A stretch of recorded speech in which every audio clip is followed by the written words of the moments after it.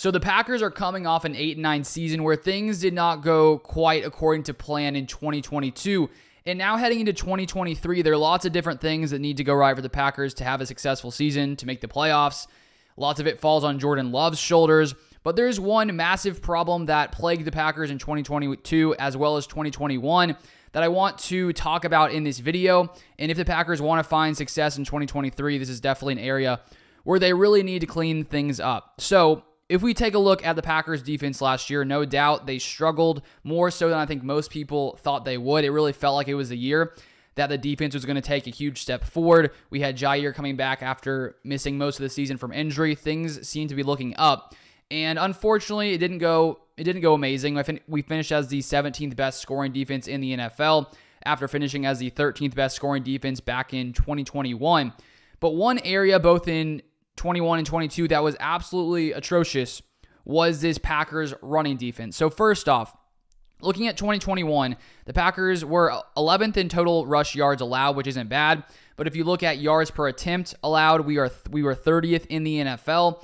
Part of the reason for that is that teams didn't run the ball a ton against the Packers back in 2021, partly because the Packers offense was so much better, and when teams are down, they need to pass. They're more passing situations as opposed to rushing situations.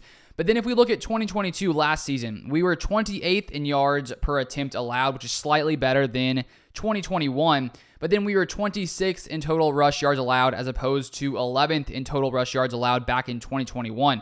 Games were a lot closer. Teams could stick with the run a lot more against this Packers team, and that led to the Packers, having a lot more rushing yards against them in 2022.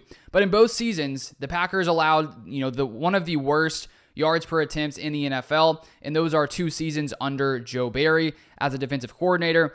And this hasn't been only a Joe Barry issue. There have been some inconsistencies with Joe Barry as the defensive coordinator, but it feels to me like this Packers run defense has struggled for years and years. Looking back to even with Mike Pettin before Barry, struggling a lot in the playoffs against the 49ers. And this Packers team just has really struggled to really ever have a really good interior defensive line and total run stopping unit for years and years. And so that's one area that the Packers really targeted in this past draft, getting Lucas Van Ness in the first round.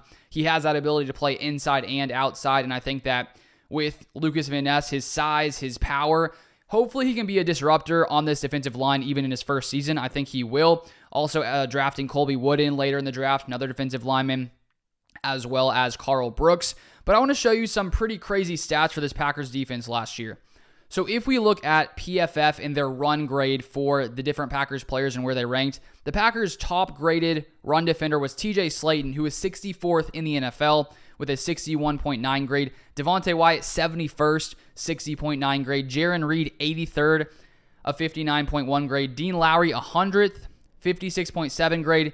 And then the worst run grade on this Packers defense was Kenny Clark, which ranked 117th in the NFL with a 53 run grade. So it was not a good year for this Packers defensive line, interior defensive line. Kenny Clark struggled a ton against the run, and this has been, an issue, as I said, that's plagued this Packers defense for the past few years. And for your top graded defensive lineman, interior defensive lineman, to be 64th clearly shows there's some issues there. Another pretty telling stat, if we look at average depth of tackle, Dean Lowry 2.3, Kenny Clark 2.9, Jarran Reed 3.1, TJ Slaton 3.1, Devontae Wyatt 3.3, which averages around 2.94. If you compare that to the best rushing defense in the NFL last year, it was the Tennessee Titans, who were best when it came to yards per attempt allowed. On average for the Titans, they averaged, when it came to average depth of tackle, 1.6 yards. So the Packers were at 2.94, almost twice as bad as the Tennessee Titans. And so this Packers defense has struggled to, really dictate things on the defensive line. And I think Brian Gutekunst noticed this. He says to himself, okay, we gotta make some changes there. We let go of Dean Lowry. We let go of Jarran Reed, 2 guys who are more veteran players, but they were, I'd say, average at best. They weren't top-tier players. And instead, he gets some other guys like Lucas Van Ness, who can obviously play outside, but also can play inside. So when Rashawn Gary's healthy, my guess is that if Lucas Van Ness plays inside, the Packers defense will take huge strides forward just because of, I think, his ability, his strength, his physicality. That should help the entire Packers defensive line. And also, too, you look at Devontae Wyatt, first-round draft pick back, a year or so ago. He's coming into his second year, which means that I think he should take a huge step forward. especially with Dean Lowry gone, Jarran Reed gone. He's going to have a lot more opportunity, whereas in 2022, Devonte Wyatt didn't have a ton of opportunity. And so I do think the Packers' run D should be better in 2023, hopefully. But I think that when you look at how bad we were, it's pretty hard to get much worse when it comes to the running game. And so with Devonte Wyatt, getting some more snaps, I think he should play better than Dean Lowry, Jarran Reed, we hope, considering he was a first-round pick. And then, as I said, Lucas Van Ness. And then if you look at Colby Wooden, who's I think, what was it, 4th-round pick, we'll see if he makes an impact in his first season.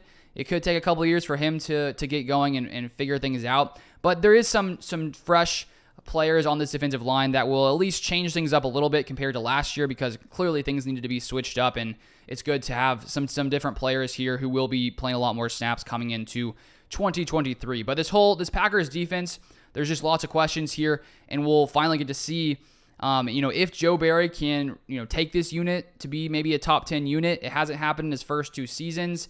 And we'll see if he can get things figured out and if this Packers defense can hold up in 2023 and really help Jordan Love out. But that's all I have for this video. If you guys want to subscribe to my NFL podcast, I'll leave a link to that in the description down below. I filmed an episode a few days back. You can check that one out. But thank you so much for watching, and I'll see you guys next time.